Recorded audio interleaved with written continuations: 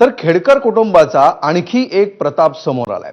नवी मुंबईतून अपहरण झालेली व्यक्ती पूजा खेडकरच्या पुण्यातल्या घरात आढळून आली आहे। मुलुंड ते ऐरोली मार्गावर सिमेंट मिक्सर ट्रक आणि कारचा अपघात झाला। त्यानंतर ट्रकमधील हेल्परचं अपहरण करण्यात आलं आणि ही व्यक्ती पुण्यातील पूजा खेडकरच्या घरामध्ये सापडली आहे। प्रल्हाद कुमारची सुटका करण्यात आली आहे।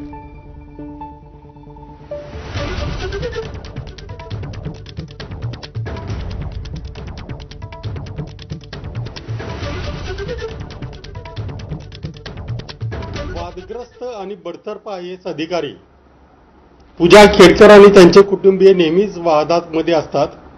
आता या वेळेला एका ट्रक ड्रायव्हरच्या अपहरणाचा गुन्हा त्यांच्यावर दाखल करण्यात आलेला आहे।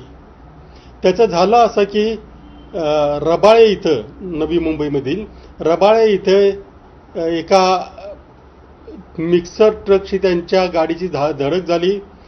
त्या गाडीचा ड्रायव्हर आणि यांच्या गाडीमध्ये जे दोघं होते त्यांची प्रचंड वादावादी झाली। त्या वादावादीनंतर हे ड्रायव्हर यांनी त्या ड्रायव्हरला असं सांगितलं की आपण पोलिसांकडे जाऊया। पोलिसांकडे जाऊयाच्या निमित्ताने त्याला गाडीमध्ये बसवलं। दुसऱ्या मागून एक त्यांचा जो मूळ ट्रक होता तो येत होता आणि अचानक त्या ट्रकच्या नजरेआड ही ज्या गाडीमध्ये ड्रायव्हर बसवला होता ती गाडी निघून गेली, दृष्टीआड झाली आणि ती थेट आली ती पूजा खेडकर आणि त्यांच्या वडिलांचं जे बानेरमधील घर आहे तिथे।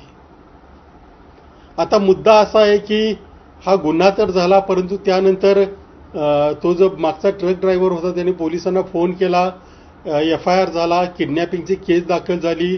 शोधत शोधत पोलीस पूजा खेडकरच्या घरापर्यंत आले।